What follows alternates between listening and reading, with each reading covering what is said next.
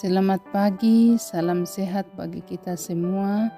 Selamat berjumpa kembali dalam acara renungan santapan rohani kita dari Jemaat Silo Campagaya edisi Sabtu 9 Maret 2024. Saudara-saudara, mari kita mengucap syukur, kita berdoa. Syukur dan terima kasih ya Tuhan atas penyertaan-Mu melawat kami dalam sepanjang malam yang telah kami lalui bersama, sehingga kami boleh bangun dengan tubuh keberkatan. Sebagai tanda ungkapan syukur kami sudah siap membaca dan merenungkan firman-Mu. Urapi kami dengan kuat kuasa-Mu, agar firman-Mu ini dapat kami baca dan renungkan seturut dengan kehendak-Mu. Di dalam nama Yesus kami berdoa. Amin. Pembacaan firman Tuhan dari Yohanes 3 ayat 1 sampai ayatnya yang ke-19. Firman Tuhan berbunyi demikian. Percakapan dengan Nikodemus. Adalah seorang Farisi yang bernama Nikodemus, seorang pemimpin agama Yahudi. Ia datang pada waktu malam kepada Yesus dan berkata, "Rabbi, kami tahu bahwa Engkau datang sebagai guru yang diutus Allah, sebab tidak ada seorang pun yang dapat mengadakan tanda-tanda yang Engkau adakan itu, jika Allah tidak menyertainya." Yesus menjawab katanya, "Aku berkata kepadamu, sesungguhnya jika seorang tidak dilahirkan kembali, ia tidak dapat melihat kerajaan Allah." Kata Nikodemus kepadanya, "Bagaimana mungkin seorang dilahirkan kalau ia sudah tua? Dapatkah ia masuk kembali ke dalam rahim ibunya dan dilahirkan lagi?" Jawab Yesus, "Aku berkata kepadamu, sesungguhnya jika seorang tidak dilahirkan dari air dan roh, ia tidak dapat masuk ke dalam kerajaan Allah. Apa yang dilahirkan dari daging adalah daging, dan apa yang dilahirkan dari roh adalah roh. Janganlah engkau heran karena aku berkata kepadamu, kamu harus dilahirkan kembali.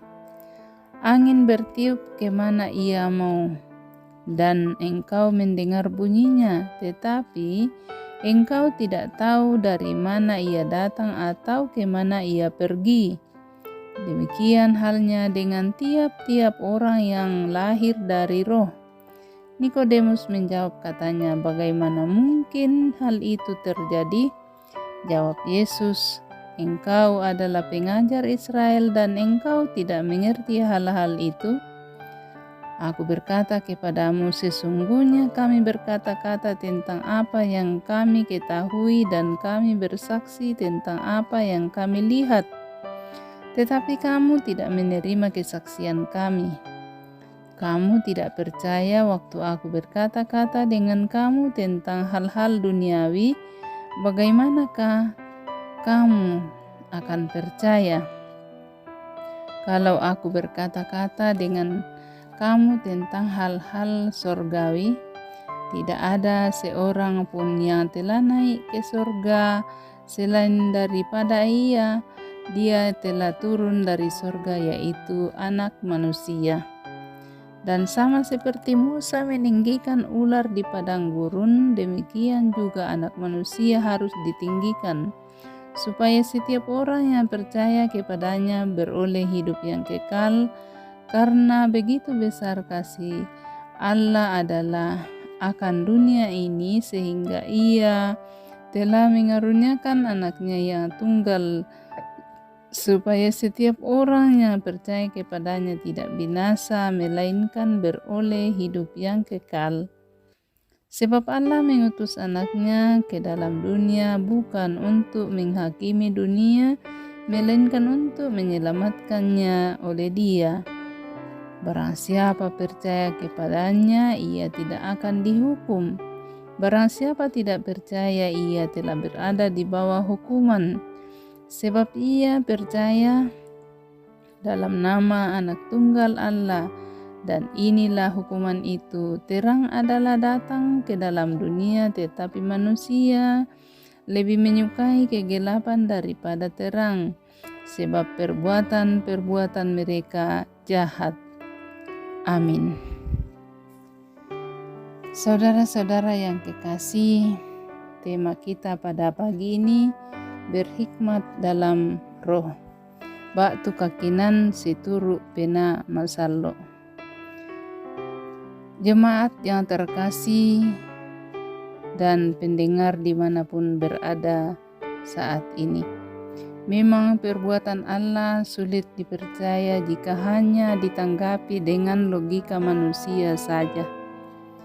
Karena itu Nikodemus datang menemui Yesus.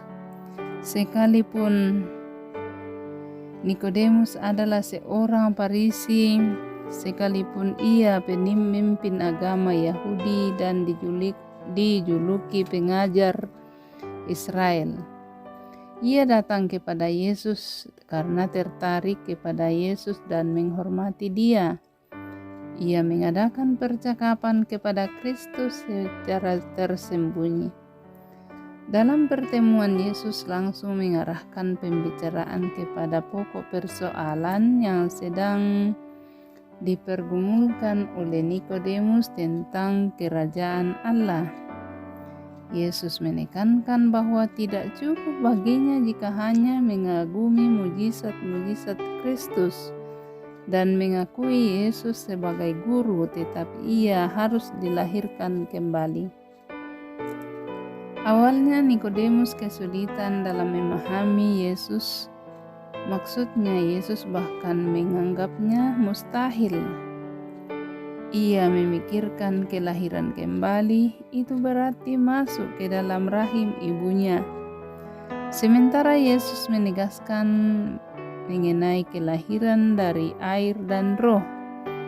Manusia hanya dapat menerima keselamatan dari Allah melalui pengorbanan Kristus dan oleh roh yang diberikan dalam hati manusia untuk memperbarui hatinya. Sebab roh memperbarui hati agar hati tersebut beriman kepada Yesus dan menerima salib Kristus sebagai jalan keselamatan dari Allah. Saudara, konsep keselamatan dari kelahiran kembali ini tentu tidak akan diterima jika hanya dinalar dengan hikmat manusia atau dunia. Tetapi dibutuhkan hikmat Allah dan tuntunan Roh Kudus untuk kita dapat memahami keselamatan dan jaminan hidup kekal dalam Kristus Yesus. Amin. Mari kita mengucap syukur, kita berdoa. Terima kasih ya Allah atas firman-Mu yang telah kami baca dan renungkan saat ini. Ajar kami untuk senantiasa mempraktikkan firman-Mu ini seturut dengan kehendak-Mu dalam setiap langkah kehidupan kami. Bapa di surga, kami mendoakan para hamba-hamba-Mu yang ada di Jemaat Silo, bahkan pendengar setia firman-Mu pada pagi ini. Yang bersukacita, sempurnakan sukacita mereka. Yang dalam pekerjaan berkati, berikan hikmat kepada mereka agar boleh mengemban tugas tanggung jawabnya dan senantiasa dekat kepada-Mu. Yang dalam mencari pekerjaan, mudahkan urusan mereka.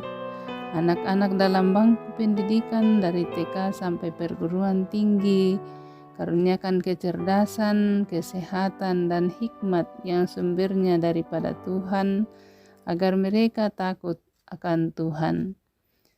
Bapa di surga, hamba-hamba-Mu yang dalam kelemahan tubuh, yang sakit di rumah maupun di rumah sakit, sembuhkan. Yang tawar hati, teguhkan imannya. Yang berduka cita, hiburkan mereka. Para lansia, dan semua orang yang berbeban berat Engkau dengarkan pergumulan mereka. Ini doa ungkapan syukur kami ya Tuhan, ampuni salah dosa kami yang kami mohonkan di dalam anak-Mu Yesus Kristus, Juru Selamat kami yang hidup. Amin.